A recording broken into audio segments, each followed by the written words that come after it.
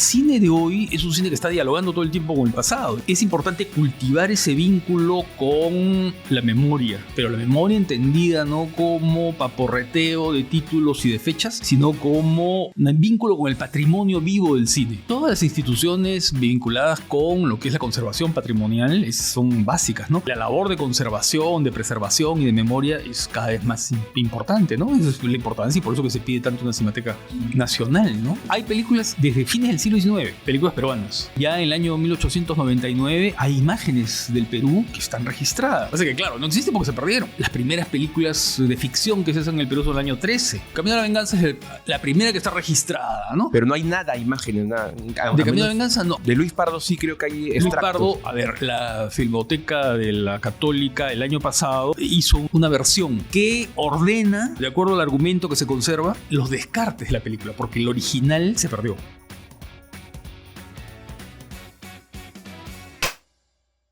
Hoy ya tenemos un nuevo crossover con un profesor crítico de cine que hace tiempo quería entrevistar. Hola Ricardo, muchas gracias. ¿Qué tal? ¿Cómo estás, Luis? Gracias por la invitación.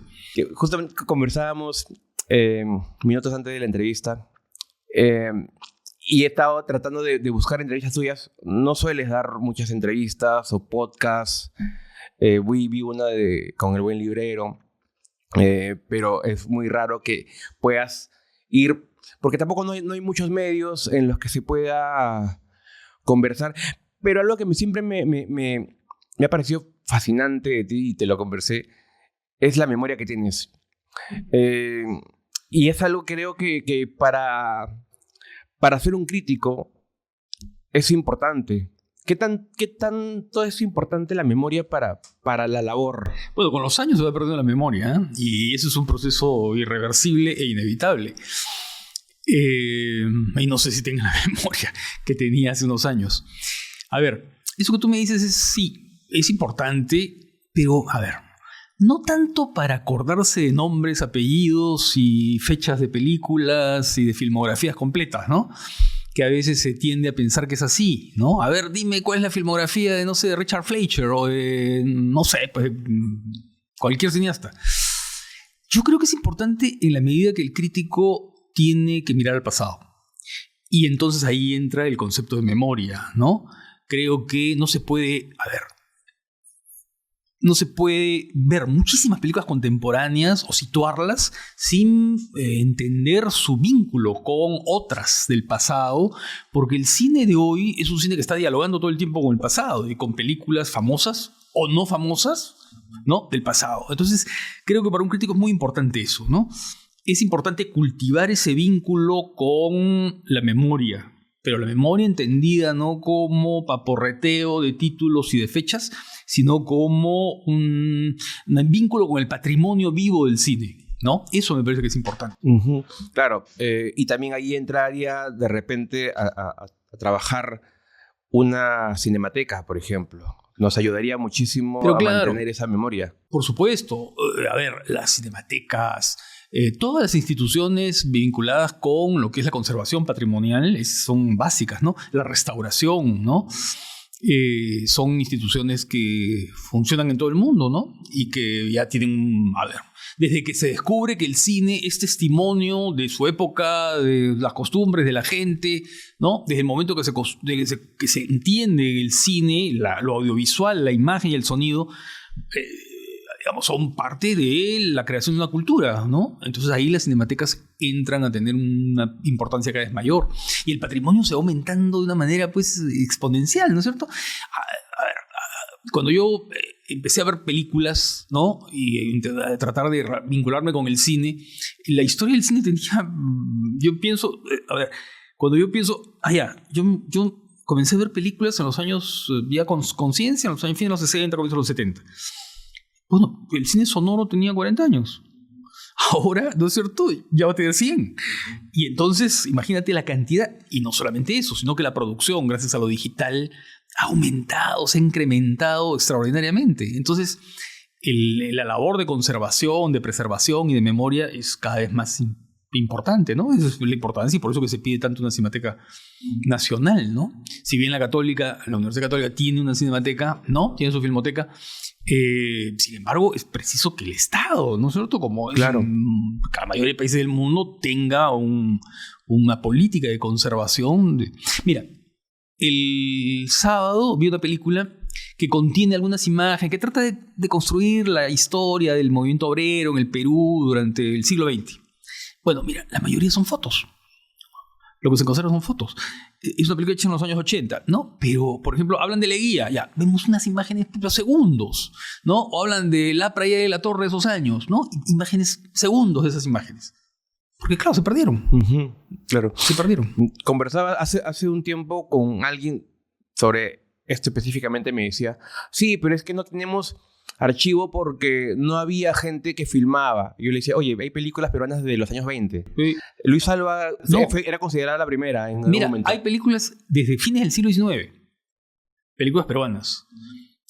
Ya en el año 1899 hay imágenes del Perú que están registradas. Lo que pasa es que, claro, no existen porque se perdieron, ¿no? Y luego, a ver, las primeras películas de ficción que se hacen en el Perú son el año 13, ¿no? Son 2 películas, Negocio del Agua y del Manicomio del Matrimonio.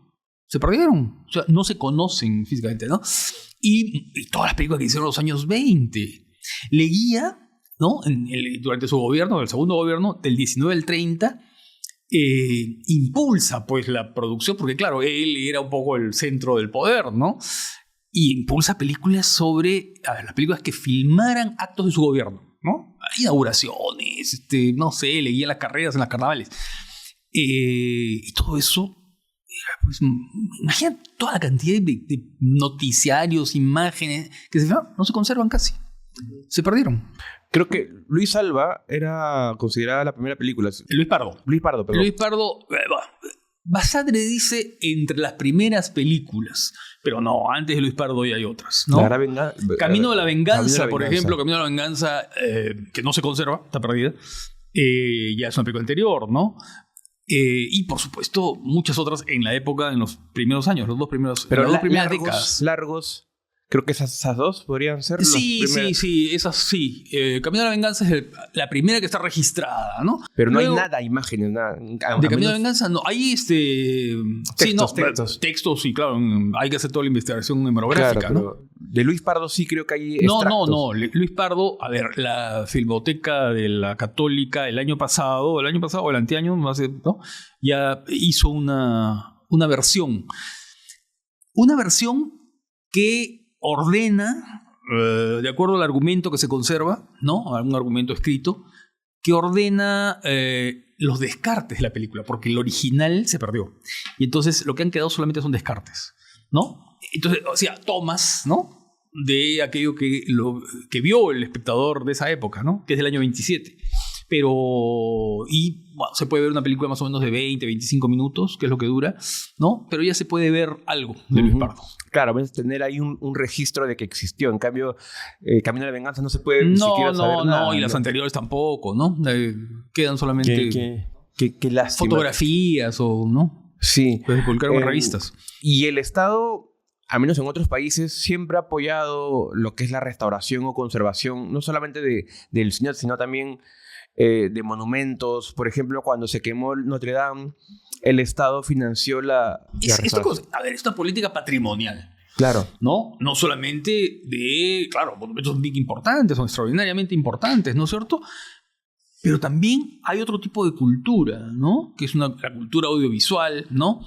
Y que tiene que ver audiovisual y además fonográfica, fotográfica, y todo eso se deteriora. Mira, el cine, como la fotografía, ¿no es cierto? Y con todo aquello que en cualquier soporte que se haga, es frágil, es perecible, ¿no? La película fotográfica es más duradera, ¿no? Es más duradera. Lo digital parece que es muy frágil, ¿no? Y hay que estar constantemente renovándolo, por llamarlo de alguna manera. Pero para que se conserve el material fotográfico es necesario condiciones de temperatura, condiciones que los especialistas saben cuáles. Si no se y para eso se requiere, se requiere inversión, se requiere apoyo, se requiere, ¿no? Estuviste 10 años con El placer de los ojos. No, 20. 20 años fueron. Casi 22, sí. Pues casi 22 años, sí. Empezó el 2000. Hasta el 2020 estuviste tú. Claro.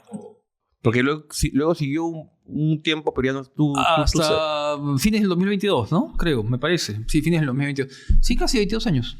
20 años. ¿Cómo? O del 21. Ya me estoy perdiendo un poco el tiempo, pero fueron casi 22 años, sí.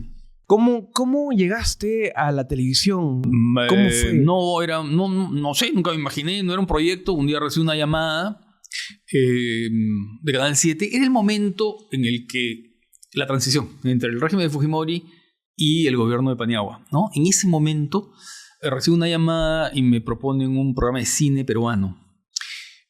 Yo no dije no, porque tenía un programa de cine en un momento en que el cine peruano no tenía el volumen de producción de ahora, no, un programa que se agotaba fácilmente, rápidamente, ¿no? Y además no había material, claro. ¿no? Material visual. Si es un programa de cine tiene que haber material visual. Entonces, como a la semana recibo otra llamada en que me dicen, bueno, un programa de cine en general. Y bueno, lo conversé con algunas personas, ¿no? Y ya, y salió adelante, pero la verdad que no. Ahí fue el impulso de Jorge Treyes, ¿no? Que fue el último, me parece que fue el último director de Canal 7 durante el gobierno de Fujimori. Y se impulsó esto, ¿no? Esa idea de... Ahora, el programa, y eso es una de las cosas que me animaron, salió dentro de lo que se llamó la franja cultural. Y era un programa diario de diferentes temas. De lunes a viernes había un programa distinto sobre diferentes temas, ¿no? El de historia, ¿no? Que lo conducía Tony Zapata. Había uno de teatro, Luis Peirano. Había uno de literatura, de Iván Tais. Claro, muy bueno. ¿No? Había uno de asuntos sociales vinculados con, ¿no es cierto?, la reflexión social sobre el país, que es de Javier Propsel. Y claro, y estaba el de cine, que era El placer de los ojos, ¿no? Entonces era interesante porque cubría todos los días, no sé si era a las 9 de la noche, un horario, ¿no? Entonces de lunes a viernes había esa franja cultural, ¿no? Después ya se fue eso alterando, cambiando. Sí. Y fue un programa que no fue el boom, bueno, entre comillas el boom, porque tampoco no es que sea Magali y tenga 30% de rating, pero se volvió como que de culto, pero con el pasar del tiempo. ¿Cómo percibiste tú Difícil de percibir, a ver, el vínculo con la gente, ¿no? Porque siempre era por vías indirectas, ¿no? Porque claro, a veces había años en que el canal simplemente no tenía medición de rating, ¿no? Eran épocas muy complicadas, muy difíciles. Como que no se mide por eso. Claro, no se mide, eran otros criterios, ¿no? Entonces la forma de recibir esto era comentarios de la gente que te saluda, ¿no? O que te dice, hoy estoy en el instituto tal estudiando audiovisual y ahí pasan fragmentos del placer de los ojos, ¿no? O la gente que sobre todo te saluda, ¿no? Y te dice, veo su programa, ¿no? Entonces, claro, eran vías indirectas, ¿no? De saberlo. No había redes sociales. Claro, no había todavía redes sociales, claro, sí, claro, no había. Ni siquiera para poner una publicidad, un flyer. Este domingo, este sábado, porque sábado se salía. Cambiaban de días, ¿sabes? Fueron cambiando de días. En 22 años fueron cambiando de días y de horarios, ¿no? Muchos. Pero claro, no. Ahora que lo pienso, en El placer de los ojos hemos visto el cambio de todos los formatos, ¿no? Porque empezamos usando VHS, pues, ¿no? Y películas grabadas de la televisión para poder ilustrar, ¿no? Después, claro, ya pasamos al DVD, ¿no? Y luego ya durante la época de la pandemia todos eran digamos, imágenes que estaban en la red, ¿no? Claro, sí. Y luego de 20 años, tú estuviste 20, pero luego creo que siguió claro, siguió con Juan Carlos Fangasio, ¿no? Y ahora ya estuvo unos meses y ya, ahí quedó.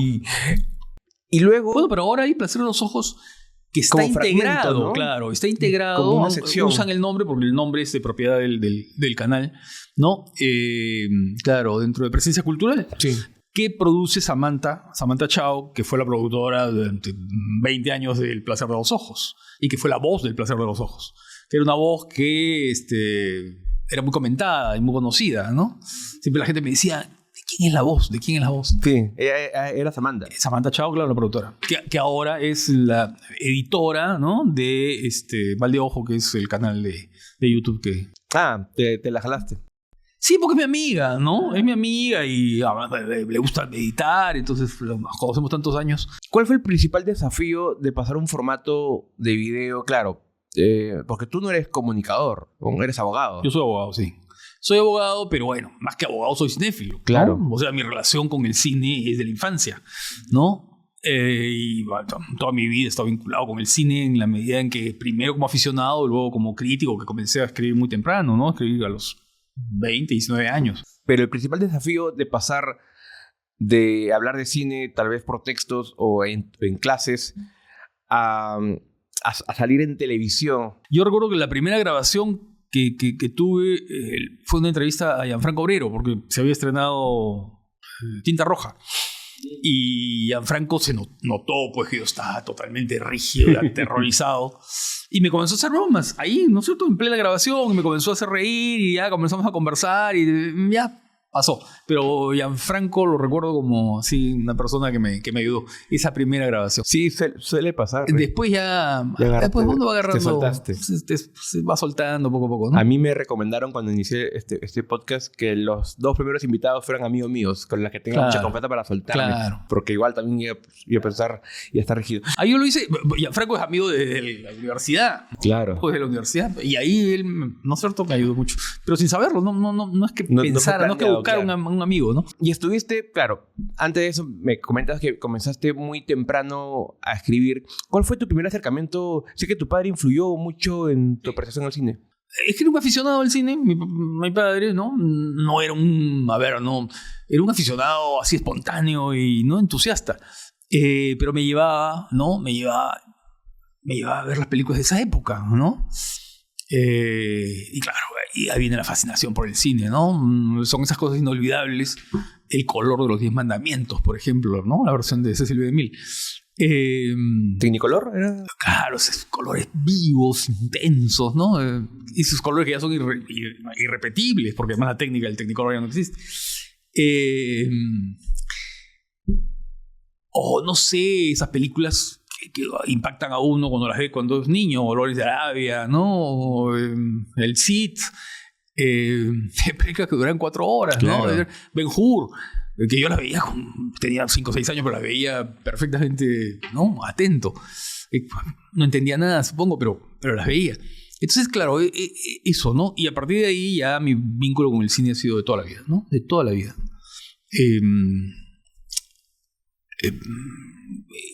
Y luego, claro, uno descubrí, a ver, un amigo del colegio un día me dice, oye Ricardo, ayer fui a ver una película interesante, porque conversaban pues de películas, ¿no? Que veíamos, y me dijo, fui a ver una película rara, me dijo, ¿y dónde la viste? Me dijo, en La Virgen del Pilar. Dije, ¿Pilar? ¿Qué es eso? Y yo estaría en tercero o cuarto en media. Y me dijo, pasan películas en un auditorio que está al lado de la iglesia del Pilar en San Isidro. Claro, y la iglesia tenía un auditorio, no sé si está todavía, al costado, ¿no? Y había un cineclub. Entonces fui a ese cineclub, ¿no? Y recuerdo que estaba, el que vendía las entradas, estaba vinculado con Hablemos de Cine, con la revista Hablemos de Cine. Y vendían la revista Hablemos de Cine. Hay unos cuantos ejemplares. Una revista que ya en esa época tenía 3 años, porque la revista salió en el 65. Estoy hablando del año 68, 69. Entonces me llamó la atención. Yo leía todo lo de cine que podía aparecer, pero claro, leía a los críticos de cine de la época. Básicamente leía a Alfonso Delois en el diario La Prensa. Y leía la revista Ekran, ¿no? Que era una revista muy, muy conocida en América Latina. De estrellas, ¿no? Películas de comentarios. Y compré Hablemos de Cine, y cuando vi Hablemos de Cine, ¿qué es esto? No entendí ni una palabra, digamos, pero me llamó la atención, porque hablaban del cine de una manera distinta, ¿no? Hablaban de los directores, hablaban de John Ford, hablaban de no sé qué, hablaban de cosas que me llamaban la atención. Y entonces me enganché, ¿no? Me enganché. Y ese fue el ingreso a, digamos, a ese segundo paso de los cinéfilos generalmente, que es el cineclubismo, que en esa época era intenso, ¿no? Había cineclub ahí, había cineclub en el Museo de Arte, había club en el Colegio Santa Úrsula, había cineclub en el Champañá, había en varios lugares de Lima, ¿no? En el Ministerio de Trabajo después. Ya desde esa época, pero luego se consolidó el Ministerio de Trabajo, que era el Cinearte de San Marcos.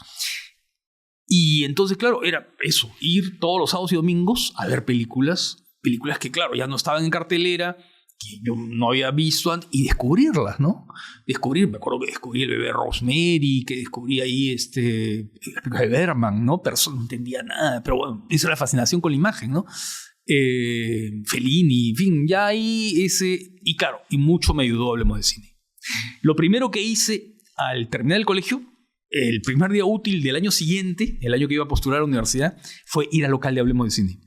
Y ahí conocí a Juan Bulita y Chacho León, ¿no? Y porque me faltaban algunos números de la revista, yo quería tenerlos todos. Y que me consiguieron los números pasados, anteriores. Y entonces ya tuve la colección completa y me acuerdo que ese verano fue lectura de cine intensa, ¿no? Y ir al cine y perseguir películas. Bueno, ya eso es ¿no? Hasta que ya 3 o 4 años después comencé a escribir en 7 días del Perú y el Mundo de la prensa. Y en Hablemos de Cine, claro. Es increíble que me cuentes que había tantos cineclubs. Y hoy en día como que siempre se ha hablado, ¿no? Sí, ahora la gente ve cine. Antes la gente no veía cine. Pero sí, incluso había en el Cine Colón. También Claro, mira, no, era una época bien interesante. El Ministerio de Trabajo, en el 6º piso, tiene un auditorio. Y ahí había un cineclub. Mira, iba todo el mundo, o sea, era universitario, era un point. Era el sitio donde se encontraba la gente para después irse el sábado a tomar algo, ¿no? O a una fiesta o lo que fuere. Y luego, a partir del año 86, cuando se funda la Cinemateca del Museo de Arte, la Filmoteca del Museo de Arte de Duanco, antes de la Católica la compró.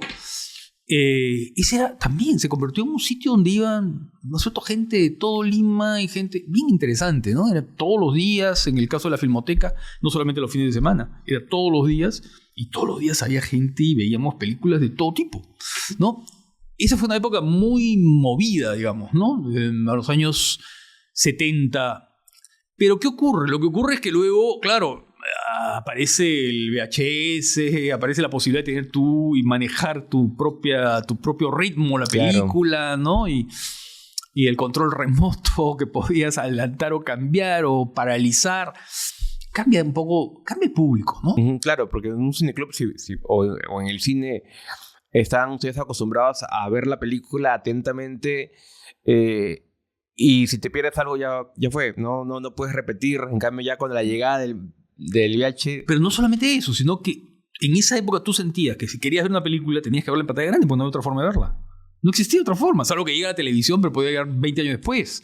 Cierto. ¿No? Claro. No había otra forma de verla. El Cine Colón marcó una etapa. El Cine Colón, claro, había una función, el Colmena y el Colón. Y el París daban funciones los domingos en la mañana, Cine Club, ¿no? Sí, el Colón fue muy importante, ¿no? Y el Ministerio de Trabajo. Yo creo que, a ver, los importantes fueron, me parece, de mi época, porque antes había otros. Ya en los años 50, tú sabes que se funda el Cineclub de Lima acá. Los importantes fueron el Museo de Arte, el Cunan, que era un cineclub que funcionaba en la avenida Arica, en los salesianos creo que son, ¿no? Los padres ahí detrás de María Auxiliadora, de la iglesia María Auxiliadora. Eso se llenaba. Eran auditorios grandes y se llenaban absolutamente, ¿no? Y además con participación de la gente, ¿no? Sí, era una época distinta, ¿no? Un tío mío iba a esos cineclub, al de Breña, porque yo soy de Breña. Claro, justamente Conan, claro. Y me contó que igual veía a Fellini. Gracias a él yo entré al cine también. Yo veía desde muy joven películas como Fellini. Pero él me contó, y también te lo quiero preguntar, tú me dijiste que cuando comenzaste a ver películas o a leer la crítica, hablaban de Fellini, Bergman, no entendías mucho.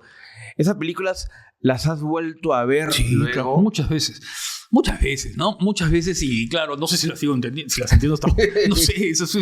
Además, las películas son, ¿no? Cierto, de cada uno las ve de diferente manera. Sí, claro, muchas veces, ¿no? Yo soy de los que repite mucho, ¿no? Repite mucho. Sobre todo los cineastas que me gustan y las películas que me gustan mucho, ¿no? Para poder escribir una crítica, ¿cuál es tu proceso? O sea, ¿prefieres volver a ver una segunda vez para tener No, a ver. Según, pues, depende del lugar donde vas a publicar, ¿no?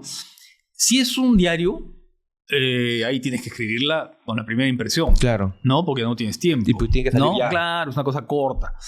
Pero si es para una revista especializada, tipo Hablemos de Cine, o para una revista académica, o para, ¿no? Para ese tipo, no, ahí sí las tienes que ver varias veces, ¿no? Porque tienes más tiempo, no hay el apuro, no la urgencia del, ¿no? De la fecha de entrega y el cierre, ¿no? Entonces ahí sí, varias veces. Sí, claro. Y cuando vas al cine o ves una película, ¿ya estás predispuesto a siempre estar anotando? No, para nada. No, para nada. Esa es una cosa que yo te imagino que estés con tu cuadernito al costado. No, absolutamente. Eso es un horror. No sé, tú no vas a hacer una autopsia. Lo que vas a ver es disfrutar una película como aficionado, ¿no? Y la ves y la disfrutas. Incluso, mira, yo te diría que en mi caso, yo me doy cuenta de mi opinión cuando voy escribiendo. Salgo de verla y claro, salgo con una impresión, ¿no? Claro. Me gustó, no me gustó. Nada más que eso, ¿no?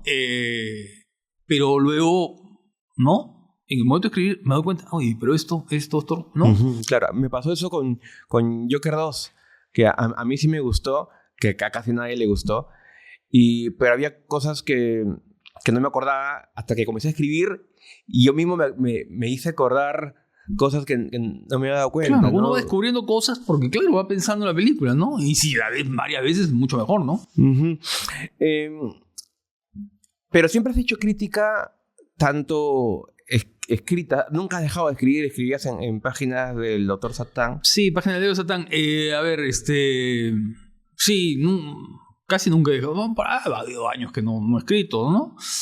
Pero sí, he tenido continuidad en eso. Porque escribiste, claro, comenzaste a escribir, me dijiste, ¿en qué diario escribiste? A ver, comencé en Hablemos de Cine. De ahí comencé en el diario La Prensa, que tenía un suplemento que se llamaba 7 días del Perú y del Mundo.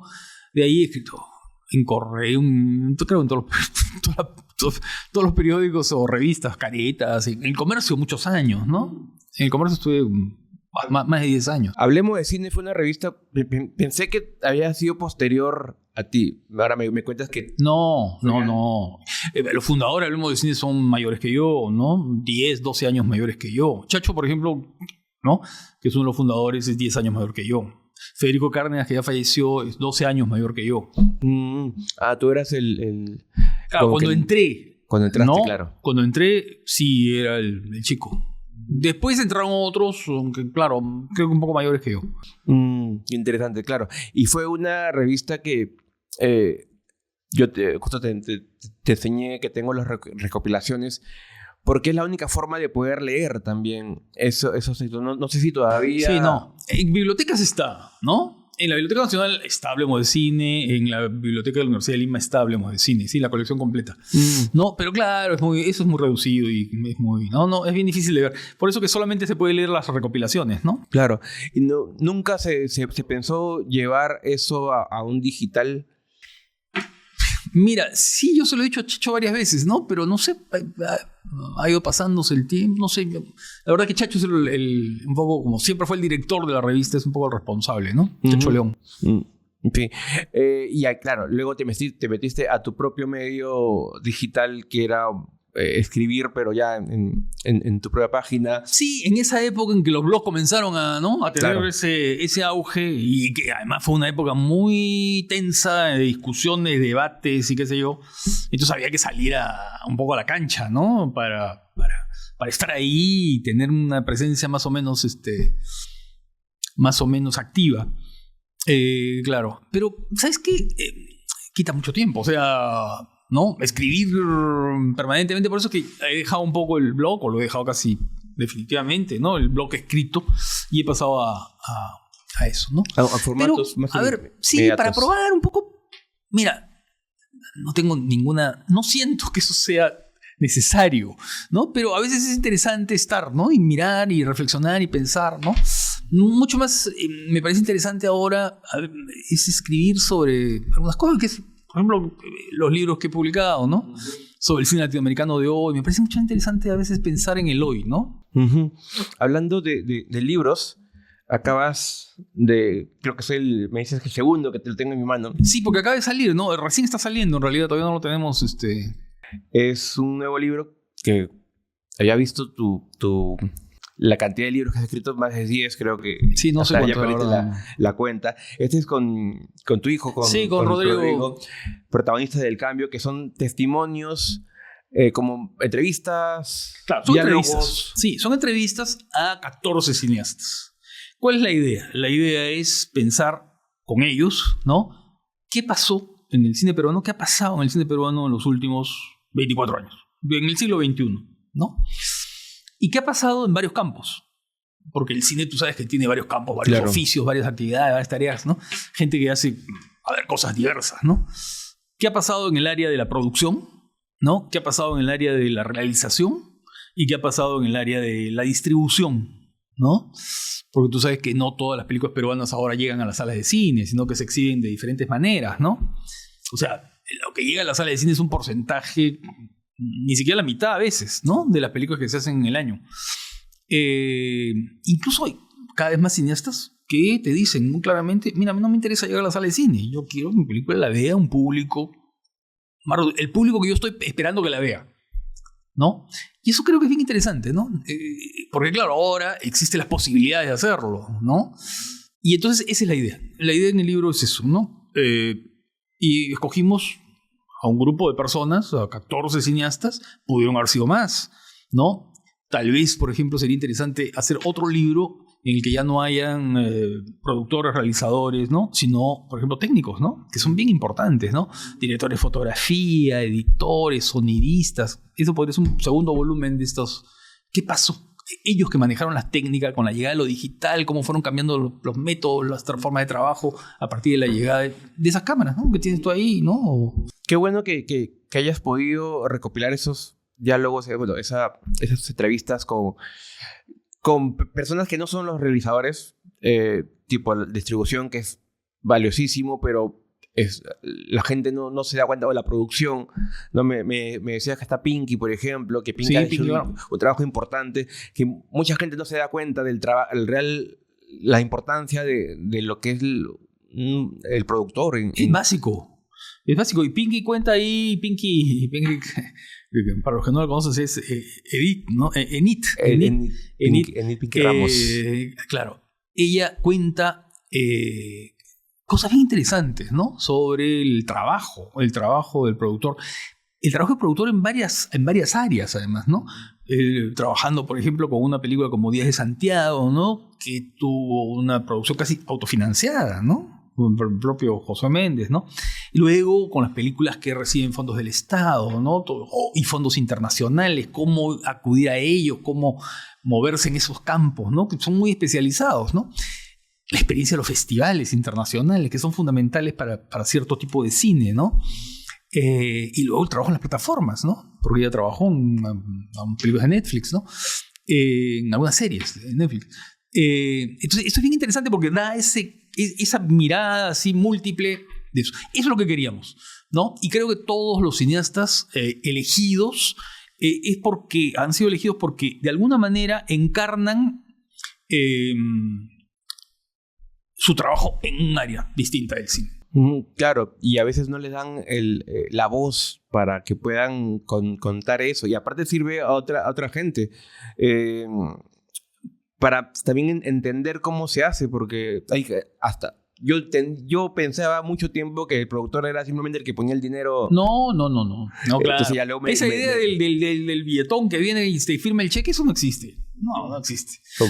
El productor trabaja en campos, ¿no? Desde el comienzo. Desde buscar dónde filmar. Todo, claro. Elegir bien, ¿no? Ahí cuento unas experiencias, Pinky, bien interesantes cuando filmó en algunos lugares del Perú, ¿no? Y el choque cultural que hay, ¿no? Entre gente que viene de Lima, con sus equipos, ¿no? Y la gente de la zona.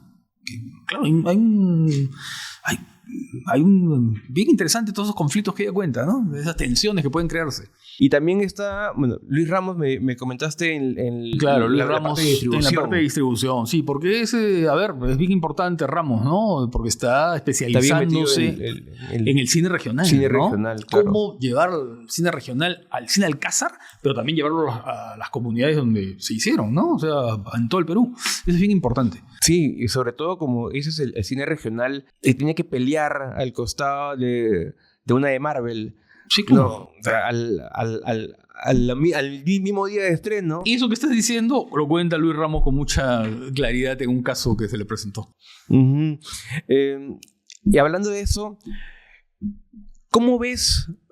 Ya lo has conversado muchas veces, te lo habían preguntado mucho, pero la necesidad de una ley de cine. Indispensable. Pero ¿en qué puntos crees tú que se necesita urgentemente? Por ejemplo, el tema de la distribución. Sí, a ver, es un problema bien complejo, ¿no? Es un problema bien complejo porque, claro, a ver, en primer lugar, no hay país del mundo que tenga actividad cinematográfica que no tenga una norma legal que lo estimule de alguna manera, que estimule su producción de alguna manera. Puede ser en el campo de la producción, mediante créditos, mediante fondos, ¿no? Mediante premios, o el método que siga. O puede ser en el campo de la distribución, exhibición, con cuotas de pantalla, con, exhibición obligatoria, en fin, lo que fuere, ¿no? Pero tiene que haber alguna norma que estimule. Son políticas culturales. Es exactamente igual a la decisión política de tener una filmoteca y preservar tu material audiovisual, porque te va a servir como archivo histórico, como memoria, como identidad y como todo. Igual aquí, ¿no es cierto? Tienes de alguna manera, en un momento en el cual existe esta avidez, ¿no? Por hacer y por ver, cuando las plataformas se multiplican, cuando nuestra cultura es una cultura de pantallas y de la imagen, ¿no es cierto? Entonces creo que hay una demanda y tiene que haber una oferta de esto, ¿no? Y el Estado tiene que promoverla, ¿no? Tiene que promoverla con formas claras, ¿no? Y sin censuras y con toda la posibilidad de que, por ejemplo, en los sitios del Perú, donde es más complicado hacer películas, ¿no es cierto?, haya facilidades para hacerlas, ¿no? Esto es absolutamente fundamental, ¿no? Y eso lo han entendido. A ver, y esto no es un asunto proteccionista, ¿no? Porque fíjate tú, mira, esto en Francia, en toda Europa, en realidad, ¿no? Que digamos, muchos países no tienen nada de proteccionistas, por el contrario, son países absolutamente liberales, lo hacen, ¿no? Y lo hacen desde hace décadas. Sí, en varios países tienen la ley, o sea, su propia ley, que por ejemplo, no sé, en Argentina es muy marcada que tú viajas en un taxi y escuchas música argentina, música local, porque las radios están obligadas a pasar música argentina, música local. Los cines también tienen que tener una cuota de cine argentino. Claro, bueno, eso hasta antes Milei, porque ahora Milei lo está desarmando, ¿no? Sí. Porque bueno, es una claro, especie de teología del mercado, ¿no? Milei, claro. Sí. A ver, pero esto es bien importante, ¿no? Porque a veces el término obligatorio suena un poco, como disuasivo, da un poco de miedo. Porque tú dices, bueno, obligatorio, ¿por qué? ¿No? Pero, a ver, lo que hace cuando se estimula una producción, lo que se hace es construir un público para ella, ¿no? Y lo importante es eso, la paciencia y el trabajo de construir un público que le interese oírlo, no obligatoriamente, que le interese voluntariamente pagar una entrada para una película peruana o escuchar una pieza musical cualquiera. Eso es lo importante. Es decir, mira, en los años 70, cuando se da una ley de cine, los militares dan una ley de cine y comienza a hacerse cine en el Perú, y aparecen Lombardi, y Chicho Durán, y Nora Disque, y Fico García, ¿no? Y el grupo Chasqui y todo eso. ¿Qué ocurre? Lo que ocurre, al hacerse ese cine, a la vez se comienza a construir un público. Y entonces aparecen películas que pueden hacer hasta 1 millón de espectadores, como hizo La Fuga del Chacal, o casi 1 millón de espectadores, como hizo La Fuga del Chacal, o el éxito fenomenal que tuvieron Gregorio y Juliana, ¿no es cierto? Que es mucho más que cualquier película peruana exitosa de hoy. O las películas de Lombardi, ¿no? La Boca del Lobo, Muerte al Amanecer, La Ciudad de los Perros. Entonces, y mira, es casi espontáneo. O sea, una vez que hay una producción, ¿no es cierto? El público comienza a interesarse en ella, entonces esa sensación o esa idea de la obligatoriedad comienza a disolverse. ¿Te das cuenta? Porque el público va a ir a verlas, va a pagar su entrada para verlas, ¿no? Va a estar interesado por escuchar y por ver. Eso es bien importante. Es dar un espacio más. Es construir público. Así es construir público. Ahora, claro, eso debe empezar también desde la niñez, ¿no es cierto? Porque creo que la cultura audiovisual es bien importante. No estoy restando importancia a la cultura letrada, ¿no es cierto? Pero creo que la cultura audiovisual ahora, que los niños están todo el día con sus laptops o con sus celulares o lo que fuere, ¿no es cierto? Tiene que haber un entendimiento de eso que están usando como herramienta, ¿no? Y en un mundo de fake news y qué sé yo, tienen que aprender a saber discriminar lo que es verdad, lo que es falso, lo que es bueno, lo que es malo, ¿no?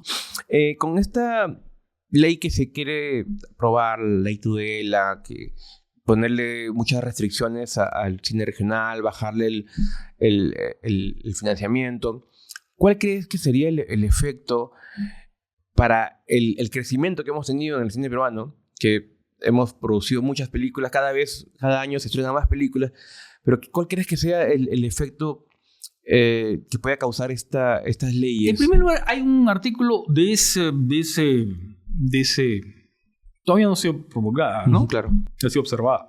Pero hay uno que me parece que sería complicado, ¿no? Que es este artículo que señala que las películas, los proyectos que se presenten a los concursos del Estado no pueden ser atentatorios de tal. Que son formulaciones muy vagas que se pueden aplicar de cualquier manera y que evidentemente suponen una censura previa a los proyectos. Ya, eso me parece muy nocivo y creo que afectaría muchísimo. No sé cómo se puede aplicar, no sé si es posible aplicarlo incluso, pero bueno, está ahí y, ¿no es cierto?, es necesario que eso se revise. O que se suprima, no que se revise, que se suprima. Y lo otro es un poco, a ver, esta disminución de los estímulos al cine regional, ¿no? Dejarlos en el 70%, ¿no? A partir de la segunda película del realizador. Bueno, o sea, es rebajarlo simplemente porque la primera película de un realizador no supone nada necesariamente, claro. ¿No es cierto? Puede ser que sí, que tenga todos los reconocimienos del mundo y que le permita, digamos, conseguir financiación o parte de la financiación para la segunda. Muchos se quedan en la primera. Pero no ocurre así nomás. Pues eso no es cierto, ¿no? Claro, o sea, muchos se quedan en la primera. Claro, o en la segunda o en la tercera. ¿Pero por qué? Porque ya no tienen cómo seguir, ¿no? Entonces, eso es bien... Sí. Las leyes sirven ¿para qué? Para promover y crear estabilidad. Y hacer que esa estabilidad o esa permanencia en el tiempo pueda permitirle a los productores saber cómo obrar, cómo proceder, cómo moverse. Pueden invertir, pueden hacer proyecciones para el futuro. Eso es lo importante. Uh-huh. A pesar que aquí en Perú hemos tenido muy buenas películas, hay mucho talento, grandes cineastas, hemos tenido siempre un problema, un impedimento para que el cine peruano llegue de manera masiva, que sea mucho más reconocido a nivel Argentina, México y ahora Colombia. ¿A qué crees que se haya debido ese impedimento que hemos tenido? Dinero. O sea, ¿qué es lo que te preguntas siempre, no? Oye, ¿por qué las películas peruanas no llegan al Oscar, por ejemplo, ¿no? O sea, ¿por qué La teta asustada así? Porque para que una película tenga, ese alcance requiere visibilidad. Y para que tenga visibilidad necesitas dinero para estar presente en los festivales internacionales, para que en los festivales internacionales haya, por ejemplo, un stand, así como las ferias, igualito, ¿no? Que eso es lo que ocurre en los mercados de cine de Berlín, de Cannes, ¿no? Del Perú, en la cual te entreguen, ¿no es cierto? Claro. Un brochure, no sé, ¿no? Eso se requiere. Hacerlo. Pero fíjate tú cómo muchas películas peruanas se estrenan y nadie sabe que se estrenan. Uh-huh. Falta visibilidad, porque claro, para eso necesitas una inversión en publicidad que un director, un productor, un realizador no tiene, cuando en el momento ya de estrenar no tiene más presupuesto. Kinra ganó en Argentina y claro, se hablaba de ella. Recién se habla de ella. O sea, es bien importante esa presencia, ¿no? Uh-huh. Sobre todo en los festivales pues, más grandes, ¿no? Porque ahí hay mercados, hay gente que compra, que vende, ¿no? Y esa presencia es importante. El Perú no la tiene. Sí, has dicho algo importante que es las ferias internacionales, por ejemplo, hay mucha gente que no sabe que preseleccionar una película para el Oscar no acaba ahí, sino luego hay que hacer lobbying, hay que ir al mismo sitio y gastar, y viene otra inversión. Claro, tienes que... Es un proceso larguísimo, ¿no? Mira tú, yo creo que las películas deben ser vistas por su público local, por el público de su país, y debe ser vista por un público, digamos, que la aprecie, que la tenga, ¿no? No todas las películas se validan con el Oscar, eso es para digamos, es un premio mediático, pero no tiene, digamos... Pero claro, creo que para los cinéfilos ya el Oscar se ha ido devaluando poco a poco, y gracias a Dios se ha podido apreciar mejor a festivales como Cannes o Berlín o Venecia, pero para un cineasta sí sigue siendo muy importante el Oscar. Sí, claro, porque es un premio mediático, te digo. Si tú ganas el Oscar, seguramente tu película va a ser vista por más gente, ¿no? Y que, claro, y eso supone una recuperación económica importante, ¿no? Pero sí, pues, pero cada película se mueve en su nivel, ¿no? Y cada película se mueve, está pensada para públicos distintos y demás. No todas pasan por ese filtro hollywoodense, ¿no? Claro. O sea, afortunadamente ya estamos mirando a otro lado. En las películas de la Semana del Cine, por ejemplo, ¿no? Sí. Justamente los festivales peruanos ya nos dan una visibilidad a las películas peruanas que... antes tenían los cineclubs, ahora al menos tenemos el Festival de Cine de Lima, tenemos la Semana de la Universidad de Lima, que ya comienza mañana. Empieza pronto. Sí. ¿Cuántos años? 10. 10 años. Se cumplen 10 años de la Semana del Cine que organiza la Universidad de Lima. Y ya pues empezamos, ¿no? Es una semana que en realidad dura un poco más, ¿no? Porque es una semana que dura casi 10 días. ¿Y cuál es la idea? La idea es hacer que el campus de la universidad se convierta en la sede del cine del mundo, ¿no? Y del cine peruano. Este año hay 22 películas internacionales que vienen no solamente de países que ya, como Estados Unidos o Francia, que tienen industrias muy sólidas, sino también vienen de la India, no de Bollywood, pero sí de la India, ¿no? Vienen de Islandia, vienen de Georgia, vienen de... no sé, de Austria, ¿no? Hay películas de todo el mundo. Viene de Brasil, por supuesto. Y también hay la muestra peruana, ¿no? La muestra peruana de películas recientes. Y este año va a haber además una retrospectiva de películas importantes del cine peruano de este siglo, ¿no? De Días de Santiago, ¿no? Paraíso, La Teta Asustada. Se van a poder ver en pantalla grande. El cielo no tiene... El destino no tiene favorito. El destino tiene favoritos. Que es una película muy poco conocida. De Velarde. De Álvaro Velarde. Muy buena. Que es hace años y es casi imposible encontrarla. Claro, y es una película original, distinta, ¿no? Es una comedia muy graciosa, además muy Velarde divertida. Tiene ese estilo medio teatral, medio caricaturesco. Que es muy sofisticado, ¿no? Muy sofisticado, que tiene mucho que ver con el cine americano, cine de Hollywood de los años 30, ¿no? La comedia sofisticada de los años 30, ¿no?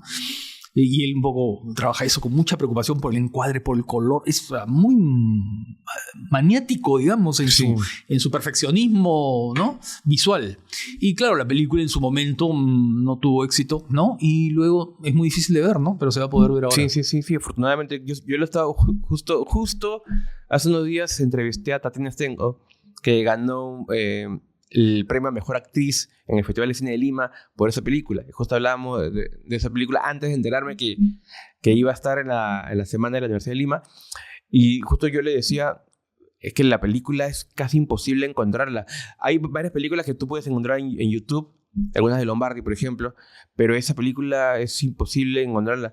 Y ahí regresamos nuevamente a la importancia de repente... Claro, del patrimonio, cuidar del patrimonio. Sí, afortunadamente vamos a poder verla. Y también algo que aprecio de esta semana de la Universidad de Lima es... Claro, bueno, la organiza la Universidad de Lima, pero igual es accesible, es gratuito. Ah, sí, claro. Claro, esa es un poco la política de la universidad. Sí, claro. Que en esta es una actividad de extensión cultural, digamos, ¿no? Ante la comunidad, por supuesto, ante la comunidad universitaria, pero también ante el público en general, ¿no? Es, sí, gratuita. Sí, O sea, la entrada es gratuita. Tú puedes ir ahí a partir de la primera función, no sé, 11 de la mañana o lo que fuere, y puedes quedarte hasta la noche viendo 5 películas, pero además hay mesas redondas, conversatorios, ¿no es cierto? Hay una exposición fotográfica este año sobre el cine peruano, ¿no? Hay de todo, o sea, ¿no? Puedes quedarte ahí, ¿no? Puedes comer algo, hay todo. El año pasado vi esta maravillosa película Cerrar los ojos de Euridice, sí. Entonces, dice, claro. Y traen película, claro, uno podría pensar, para la gente que no ha ido acá a la Semana de la Universidad de Lima, pensará, al ser gratuito no hay películas de gran calidad. No, al contrario, ¿no? Al contrario, lo que son películas muy recientes, estrenos absolutos, son películas que incluso en algunos casos no se han estrenado ni en sus propios países, ¿no? Pues recién se están estrenando o se van a estrenar en los próximos meses, ¿no? Entonces hay novedad absoluta en algunos casos y sí, gratuidad. O sea, y además, mira, si hay algo que nos preocupa a nosotros en el momento en que elegimos las películas, es la calidad de las películas, ¿no? No tenemos ningún otro criterio o preconcepto. Nos interesa la calidad y que sean representativas del cine que se está haciendo ahora en el mundo, ¿no? Que se pueda ver. Son películas que le toman temperatura, digamos, a su cine, a su sociedad, al debate cultural que hay en este momento y, por supuesto, a la forma cinematográfica, ¿no? ¿Cómo se hace la curaduría o la programación de las películas que van a estar? Rodrigo Bedoya y yo comenzamos a ver películas, vemos películas todo el año, ¿no? Pero a partir de, digamos, de los festivales, digamos, desde el comienzo del año, Berlín es en febrero, ¿no? Cannes en mayo, Venecia, San Sebastián, todos estos, vamos recibiendo screeners, ¿no? Que son links, ¿no es cierto?, para ver las películas, y vamos eligiendo, ¿no? Vemos más de, sí, como 200 películas, no sé, ¿no? Hay días en que desde la mañana hasta la noche estoy viendo películas. Entonces, eso, y vamos eligiendo de acuerdo a la calidad. Este año hemos elegido 22 películas. A veces hay películas que queremos, pero que no se puede por alguna razón, ¿no? Porque hay una estrategia, por ejemplo, de distribución que va a ser distinta, que no quieren pasarla todavía en muestras, festivales. Comercialmente. Porque se va a estrenar comercialmente. Hay a veces casos y a veces eso nos frustra un poquito con conseguir algunas películas que sí queremos, ¿no? Y que queremos con toda. Pero este año hemos conseguido casi todo lo que queríamos. Uh-huh. ¿De qué fecha va? Va desde el lunes 4, ¿no? Hasta el miércoles 13. Entonces ahí... Son 10 días. Gratis, ¿no? Pueden entrar. Eso es bien importante eso, ¿no? Esa idea de la gratuidad. Porque creo que eso es una convocatoria a compartir el entusiasmo por el cine, ¿no? Oiga, vengan, ¿no? Y vamos a estar juntos y vamos a hablar y compartir y discutir porque cada película tiene su presentación, claro. Se conversa, ¿no? Esa idea de un poco de convertir el cine en objeto de atención y de conversación. Uh-huh. ¿Y nunca se les pasó por la cabeza hacer una especie de competencia internacional? No, porque, a ver, eso le cambiaría un poco el sentido a la semana, ¿no? Que sea más bien una celebración del cine tal como es, ¿no? Tal como, ¿no? Sin esa especie de carrera de caballos que a veces suponen las, ¿no? Yo estoy a apostar por un ganador, ¿no? Sí, y aparte me parece genial eso porque yo he sido jurado de varios festivales aquí y también de fuera, y a veces el trabajo del jurado es como que ya, no puedes, si te parece esta la mejor película, no puedes darle todos los premios hasta acá, tienes que premiar todo, y eso no me gusta mucho. Eso depende de los reglamentos del ¿no? Claro, sí, tienes que repartir los premios. Sí. Bueno, mira, no, cada uno tiene sus propios, ¿no? Por ejemplo, el Festival de Cannes la película no puede ser más de una vez, no puede ganar más de una vez, ¿no? Claro, si gana la Palma de Oro, digamos, ya no puede ser premiar a los actores. ¿No? Sí, claro, es medio raro, pero bueno, no sé. Son las reglas. Ahora estás con Mal de Ojo. Mal de Ojo, sí, es un canal de YouTube, ¿no? Y son comentarios cortos, ¿no? Que salimos quincenalmente, ¿no? Más o menos. ¿Cómo ha sido ese proceso de adaptarte a un formato más pequeño, más inmediato? Mira, ese sí no he tenido mayor dificultad para eso. Pienso que ahora es una forma de de llegar, ¿no? Que es interesante, sí, ¿no? Claro. Con una cosa corta, breve, un comentario que dé un... No me interesa tanto que dé una opinión.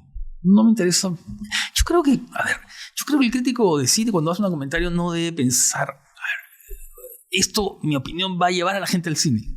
O va a disuadirla de ver mi película, esta película no me gusta. No, a mí me parece, eso no es la función del crítico. La función del crítico es dar razones, argumentar, explicar, no sé, tratar de dar una visión de la película que el público puede compartir o rechazar, ¿no? Que puede decir, sí estoy de acuerdo, o este es un tonto, ¿no? Pero no decirle, no la vean, ¿no? Claro. Eso me parece absurdo. O vayan a verla corriendo. Tampoco. Comparto. Ahí está, comparto es una eso. opinión que está ahí, ¿no? Y eso me parece interesante, ¿no? Y tampoco nos interesa, Samantha, que es la editora de a mí, llegar a un público masivo. No nos interesa las vistas, el número de vistas o monetizar el asunto, no. Es una manifestación de eso. Igual que no un poco como la semana del cine. Esa idea, me gusta el cine y quiero compartirlo, ¿no? Comparto una opinión. O, en el caso de la Semana del Cine, lo que he hecho hoy con Rodrigo, con la gente que trabaja en la Semana del Cine, con el comité que hay, ¿no? Es compartir aquello que nos parece bueno. Bueno, tú no lo has hecho, creo que nunca has sido un crítico odiador y chancador, que justamente lo acabas de decir, que dice... No vean la película porque es mala. No, puedo ser muy duro con una película, sí, cuando me gusta y creo que es una película que está estafando a la gente. Y estafando no me parece que en el término monetario, pero sí que está maltratando a la gente en el sentido de que, ¿no es cierto?, la menosprecia. Claro. O que está por encima, ¿no? Que la ve como si fuera, ¿no? Entonces, ahí sí puedo ser muy duro, pero no en el sentido de... Además, una cosa... Siempre tratando de diferenciar a la película de su realizador, ¿no? Cuando un crítico es duro con una película, no está maltratando al realizador, no está hablando de la persona, está hablando de película, ¿no? Y claro, este director que de pronto hizo una película que me pareció pésima, pronto hace una gran película después. O sea, tampoco va a hacer esa política de autores de que este es malo de su nacimiento hasta su muerte. No, eso no es así. Las películas tienen su propia vida y su propia identidad, ¿no?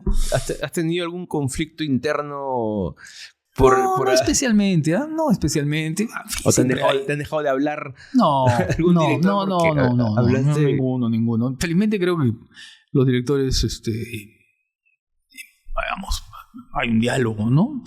Uh-huh. Claro. Robles Godoy, por ejemplo, ¿no? Que tuve una opinión, dos opiniones que podían no gustarle, sin embargo, fue muy abierto y muy generoso incluso, ¿no? Y siempre mantuvimos una magnífica relación. Pero, por ejemplo,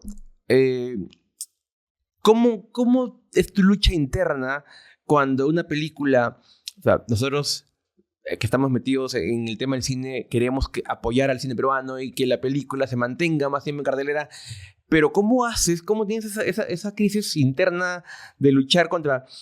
si doy mi opinión negativa, podría afectar a que la película se mantenga en cartelera? Es que no se trata de ensañarse con la película, se trata de dar razones. La crítica es fundamentalmente...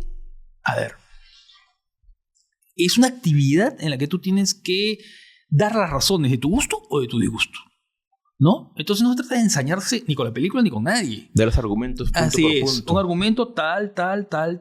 Listo, eso es todo, no hay más. La película, si le fue mal en taquilla, pues... Es porque... La verdad es que a mí todas esas sumas de taquilla, que la película más taquillera, la menos taquillera, me parecen absolutamente... que lo discutan los especialistas en eso. El crítico está en otra cosa, ¿no? Uh-huh. Pero sientes ya por lo que significas para el cine peruano o para la crítica peruana, ¿te sientes con algún tipo de responsabilidad? No sé. La de dar mi opinión y que esa opinión sea que se ajuste a lo que yo pienso. Eso es la única responsabilidad. Si doy mi opinión, digamos, sincera respecto a lo que pienso de la película, yo creo que eso, no hay más. No pienso ser un árbitro, ni un fiscal, ni un juez. No. Yo no creo que ni el verdugo, crítico, mucho menos el verdugo. ¿No? Yo no estoy para acusar, ¿no es cierto? Ni para juzgar, ¿no? Ni para sentenciar, ni para ejecutar. No, doy una opinión, se acabó. Pero claro, si al final tu opinión puede calar, ya es como que escapa de tus manos. Es la labor Por ejemplo, del crítico. a ver, una película que no me acuerdo cómo se llama, que es pésima, peruana. Me recuerdo que escribí en Página de Satán, ¿qué se puede decir de esta película, no? Que es subcine. 2 puntos, que es subcine. Yo recuerdo que se armó todo un laberinto con eso, ¿no? Es subcine, ¿no? Hasta ahora la gente se acuerda de ese asunto del subcine. Y que era un término que yo no inventé, Sí, ¿no? Sino que venía de mis conversaciones con la gente, hablemos de cine, ¿qué película es? Es el subcine, ¿no? Sí, hay mucho, ¿No? hay mucho. Sí. Pero de pronto, no sé, como que el término, ¿no? Sonó muy, muy... Y mira, tal fuerte. vez ahí se me fue la mano, ¿no? Creo que eso es lo que no debe hacer un crítico de cine. Es que el término... Es lapida. Claro. Lapida la película, Sí. ¿no? Creo que eso no debe hacer un crítico de cine. Me equivoqué, ¿no? Creo que debí fundamentar... Si es subcine, debí fundamentar por qué la película Claro. me pareció eso. Eso sí, tal vez. ¿Qué es lo que hace qué es lo que te hizo a ti ser un crítico de cine? Por ejemplo, yo te cuento mi opinión. Yo por años escribo, no soy tan frecuente escribiendo, pero sí, ahora estoy tratando de escribir más, textos más largos. Había dejado de escribirlo porque me quise adaptar al formato de video de YouTube. Entonces dejé de escribir, bueno, siempre escribía mis guiones, pero ahora he vuelto a escribir crítica escrita. Llevé un taller de crítica con Diego Battle, el argentino. Entonces, pero para ti, ¿qué es lo que hace a alguien crítico de cine? Porque ahora está de moda, por muchos suben sus opiniones. Sí. Hay muchas vías, ¿no? Con todo, ¿no? Hay gente que, por ejemplo, hace periodismo cultural y que escribe literatura, que escribe teatro y que también escribe cine, ¿no? Hay otra gente que, a ver, tiene un acceso al cine como influencer de pronto, ¿no? Y que, claro, recibe invitaciones, recibe merchandising o viajes o qué sé yo. Hay gente que llega... En fin, hay gente que llega de muchas maneras, ¿no? En mi caso, y solamente puedo hablar por mí, ¿no? Llegué un poco por las circunstancias, ¿no? Es decir, mi acercamiento al cine siempre fue el de un aficionado al cine, el de un espectador. Nunca he querido hacer cine, nunca me interesó hacer cine, ¿no? Entonces, a ver, ¿qué forma encontré, ¿no? Gracias al grupo Hablemos de Cine, de alimentar una afición? Era escribiendo, ¿no? Escribiendo sobre las películas que te gustan. Porque es una forma de pensar en ellas, de estar con ellas, ¿no?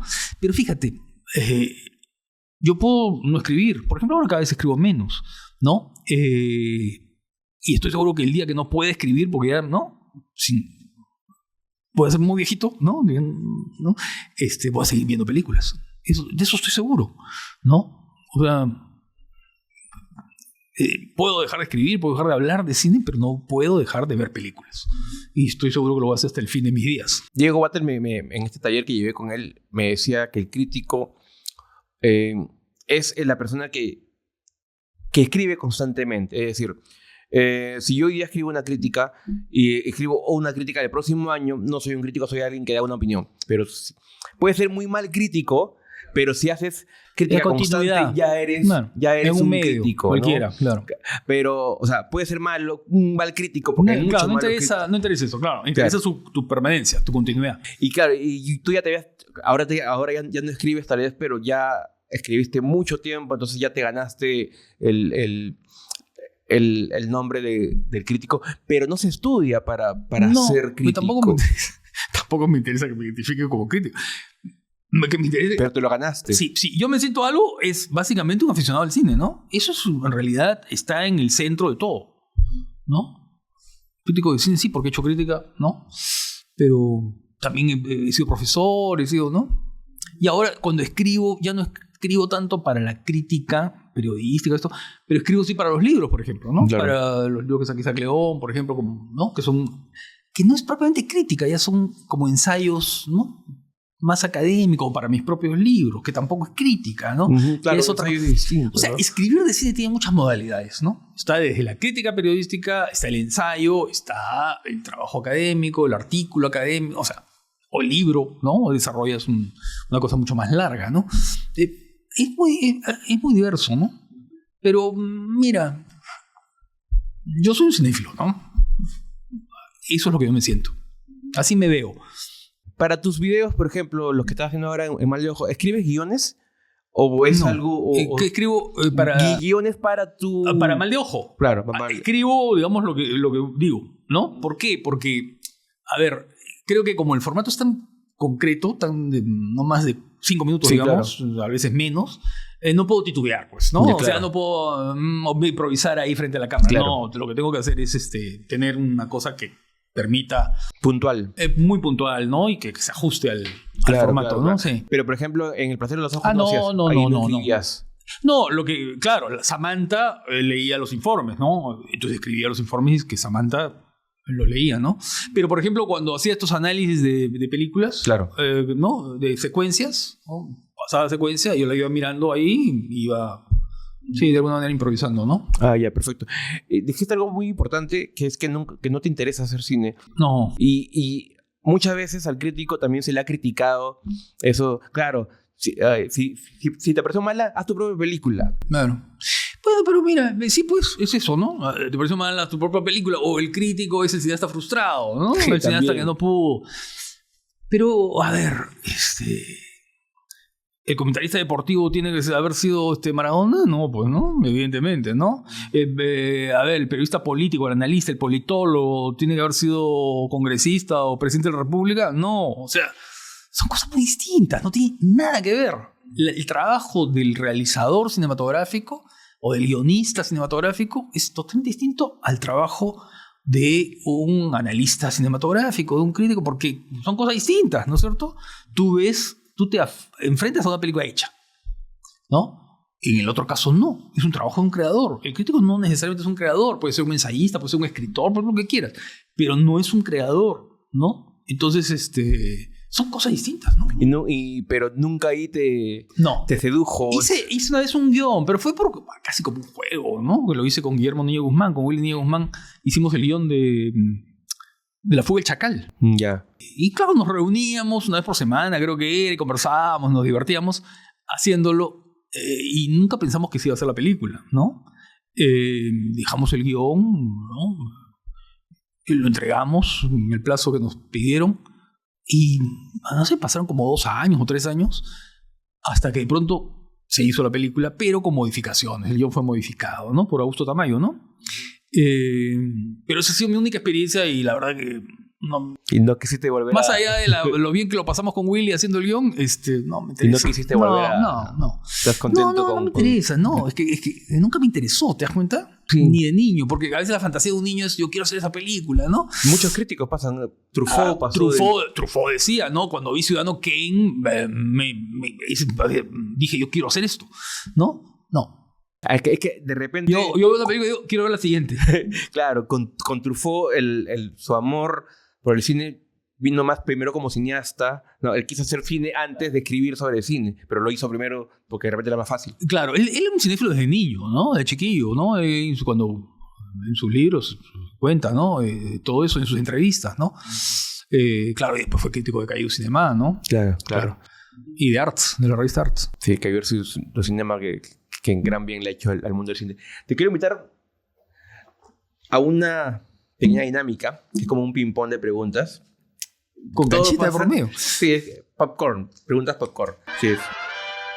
¿Tu actor favorito? Depende de la época. Mi actor favorito, a ver, Cary Grant me parece que es el cine, ¿no? En todo su encanto, en todo su esplendor, ¿no?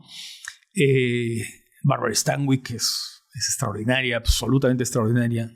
Yo te diría que esos son mis actores preferidos, pero hay otros, ¿no? Robert Mitchum, Richard Widmark, Irene Dunne, en fin, actores y de otras latitudes, no solamente de Hollywood, ¿no? Jean Gabin, Toshiro Mifune, ¿no?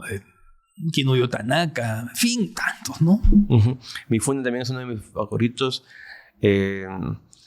Recuerdo haberlo visto en México hablando.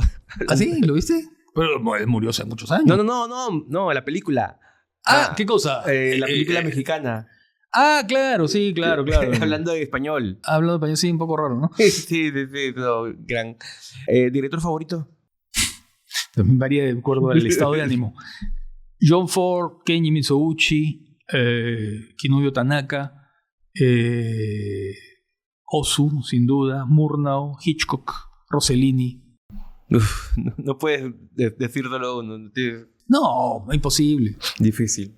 Una película que te haya hecho llorar. Llorar, a ver, no sé si llorar, ¿no? Pero sí emocionarme mucho. Me emocionan algunas películas, por ejemplo, a ver... de Ozu, por ejemplo. Sí, alguna película de Ozu sin duda, ¿no? Mizoguchi, ¿no? Los finales de Mizoguchi, ¿no? El intendente Sancho, de Uetsu Monogatari. Hay una película que hace llorar hasta las piedras, ¿no? Entonces no debo usar la excepción, que es Make Way for Tomorrow de Leo McCarey, ¿no? Eso es conmovedor absolutamente. Claro, sí. Una película que te ha hecho reír. Recuerdo que mi madre me llevó a ver una recopilación de películas mudas, ¿no? Y nos reímos hasta morir con Seven Chances, con 7 oportunidades de Buster Keaton. Nos reímos, me acuerdo, no sé, nunca me he reído tanto y después he visto la película 20 veces, ¿no? Pero esa vez me reí como nunca. Una película que siempre recomiendas, difícil también. No creo que siempre recomiende, también depende, ¿no? Depende de la persona que me lo pregunta. Generalmente te preguntan, oye, ¿cuáles son tus películas preferidas? Porque yo quisiera ver. Entonces, claro, es bien complicado a veces recomendar películas porque son mis gustos, pero no necesariamente tienen que ser compartidos. Aparte, es una película que no vas a poder ver, así que... a ver, pero mis películas preferidas, ¿no? Esa es la pregunta, ¿no? No, una que siempre recomiendas. Que yo recomiende. Hitchcock. Yo creo que para iniciarse en el cine, por ejemplo, Hitchcock es ideal, ¿no? No con Vértigo, porque Vértigo es más densa y más compleja. Sí. Pero sí Hitchcock, ¿no? Yo estoy volviendo a ver justo el cine de Hitchcock. Una de mis favoritas es Yo Confieso. Sí, claro. Y tiene muchas más antiguas que ya se sentía todo el peso. No, pero Ventana Indiscreta es una película ideal para entender a Hitchcock, para entender el cine, ¿no? Uh-huh. ¿Una película que te haya volado la cabeza? No sé. Me vuela la cabeza en el sentido de que me emocionan, ¿no? Porque ese concepto de volar la cabeza, la verdad, a mí, no, de volar la cabeza, me voló la cabeza, no sé, pues Kaufman, ¿no? O me voló la cabeza, no. O que te haya perturbado que acabo de ver. A ver, sí, hay películas que te perturban, ¿no? No sé, te diría David Lynch por decirte un cineasta contemporáneo que te inquieta, más que te perturba, te inquieta, ¿no? Cronenberg, sin duda, Cronenberg en su momento, sobre todo en los momentos cuando recién entras a Cronenberg, ¿no? Es muy perturbador, ¿no? Es muy perturbador. Por ejemplo, Death Ringers, ¿no? Pacto de Amor, creo que se llama acá. Es una película muy perturbadora, ¿no? Uh-huh. Sí, todo el body horror siempre es visualmente es perturbador, ¿no? Inquietante. Buñuel es absolutamente perturbador, ¿no? Es además divertido y perturbador, ¿no? ¿Tus 3 películas favoritas peruanas? Paraíso, sin lugar a dudas, ¿no? A ver, puede ser algo de Lombardi, ¿no? Bajo la piel, que me parece una película muy lograda y muy interesante. Y yo te diría Made in USA. Te digo 3, pero podría ser muchas más, así como te digo, pero 3, pero no sé. Podría ser alguna película de Omar Forero, ¿no? A ver, algo del grupo Chasqui, ¿no? Cortometrajes. A ver, buena parte de lo mejor del cine peruano está en el cortometraje, creo yo. La del Capitán Neptuno. Sí, sin duda, algunos películas de Aldo Salvini o de La misma carne, la misma sangre, pero también los cortos de Arturo Sinclair, por ejemplo, Agua Salada de Arturo Sinclair, ¿no? Las películas de José Antonio Portugal, ¿no? Que son muy poco conocidas y que ojalá se restauren. Crónica de dos mundos, Hombre de Viento, José Antonio Portugal es un cineasta realmente interesante que hay que descubrirlo, ¿no? Es un cineasta arequipeño. A ver, ¿qué otras? Las películas de Jorge Suárez, los documentales que hizo Jorge Suárez, En la orilla y muchos otros, que era un director dedicado a trabajar mundo ecológico, ¿no? Todo lo que era la diversidad ecológica del Perú. Bien interesante, es un cineasta que murió joven, lástima, y que su obra casi es bien difícil de ver, ¿no? Yo creo que por ahí va buena parte del cine peruano, tiene mucha fuerza ahí. Hay mucho... Hay hasta jóvenes, Carmen Rojas Gamarra, ¿no? Que son bien interesantes, ¿no? Y otros más. Sofía Velázquez, me parece que es de lo más interesante, ¿no? ¿Sueles ver series? No mucho, pocas. ¿La última serie que has visto? ¿Qué ¿Recuerdas? cosa he visto? No me acuerdo. Vi con mucha retardo, ¿cómo se llama el abogado?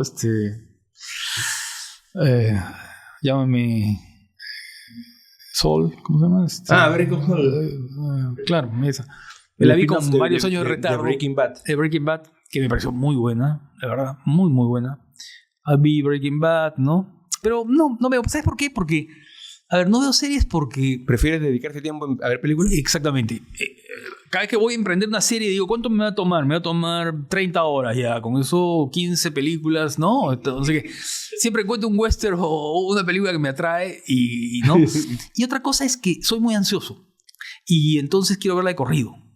Y entonces, claro, cuando quiero ver de corrido algo es porque necesito tener tiempo, ¿no? Y casi nunca tengo tiempo. Entonces, para frustrarme y quedarme ahí, ¿no? Entonces veo pocas series. Sí, pero veo algunas, he visto algunas, sí, por supuesto, he visto... ¿Tu favorita, por ejemplo, cuál es? Creo que Cold Soul, ¿eh? Sí. Sí. Esa es la que más me gusta, a, incluso más que Breaking Bad, que me parece magnífica, pero sí, claro. Esa me gusta más. Me pasa eso porque... Better Call Saul. El problema es que yo también cuando veo series, si son 5 temporadas y recién la voy a comenzar a ver, son un mes claro. sin poder ver películas. Claro, ¿no? Porque claro. Yo sí quiero ver solamente yo eso. Yo también, y una de otra, todo de corrido. No, pues es imposible. ¿La última película que has visto? La última película que he visto, ¿qué ha sido? Ayer, ¿no? ¿Qué cosa he visto? Claro, vi esta película, documental que se llama un notable hecho histórico, algo de eso, que es un documental de restauración que pasó en la Católica, ¿no? Que está en ese ciclo de restauración, de películas restauradas, ¿no? Pero, ¿qué cosa vi? Claro, vi La Princesa Errante ayer, que la volví a ver en realidad de Tanaka, ¿no? Que es notable. Esa es la última que he visto. ¿La película que más veces has visto? Psicosis, no sé, películas que a veces he pasado en fragmento en clase o completas en clases, ¿no? Entonces, claro, he visto Psicosis, la he visto, no sé, 50 veces, 60 veces. No sé, La Pandilla Salvaje, Psicosis, La Ventana Indiscreta, ¿no? Mucho Hitchcock. Hitchcock y en general, ¿no? Muchas películas he visto muchas veces, ¿no? Muchas. Catando ojo la vida le he visto no sé cuántas. Por último, ¿tus 5 películas favoritas?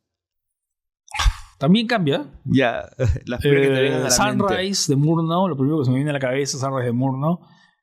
Alemania Año Cero de Rossellini.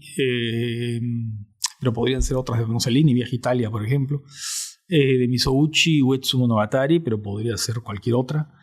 De Hitchcock, Vértigo, sin lugar a dudas. De Kinuyo Tanaka, Los Senos Eternos, ¿no? A ver, ¿de quién? De John Ford, El Hombre Quieto, ¿no? De Howard Hawks, Río Bravo, ¿no? No sé, de Kurosawa, Todescaden. En fin, no sé, van saliendo, ¿no? Se vienen toda una avalancha. Tantas imágenes. Tantas películas que o sea, no creo que puedas contar las películas que ves en el año. No, es imposible. Por ejemplo, en Letterboxd, ¿no? Sí. ¿Tienes Letterboxd? Sí. Sí. Estoy tratando ahí voy apuntando las películas que veo y estoy tratando de reconstruir lo que he visto en el pasado, ¿no? Es muy difícil. Es muy difícil. Ya estoy en 7,000, creo, 7,000 y pico, ¿no? Pero ya, mira, ¿no? Y voy encontrándose, esta sí la vi, esta la vi. No, te voy a seguir en Letterboxd. Porque ahora están entrando entre Scorsese, ahora está Coppola también. Sí, hay un montón de gente. Sí. Ricardo, ha sido un gustazo tenerte aquí. No, te agradezco. Hace tiempo quería conversar contigo. Es la conversa más cinéfila definitivamente que hemos tenido hoy día. Y lamentablemente el tiempo es muy corto, si no conversaríamos mucho más tiempo.